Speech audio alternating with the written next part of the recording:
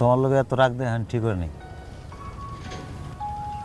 আমি তোমার স্বামী না, তুমি আমার স্ত্রী। হ্যাঁ, তুমি চেয়ারম্যান, আমি মেম্বার। আর আমরা চেয়ারম্যান মেম্বার দুইজনেই তো জনগণের লেগে কাজ করার লেগে তো নাকি? তা তোমার পজিশন বড়, তুমি পরিষদের চেয়ারম্যান,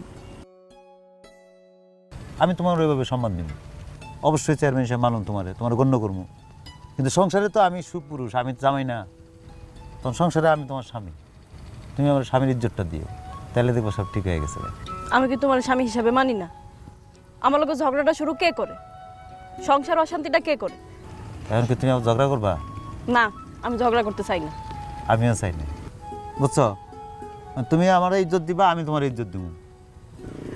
এখন কি বাপের বাড়ি না স্বামীর বাড়ি? স্বামীর বাড়ি যাবো।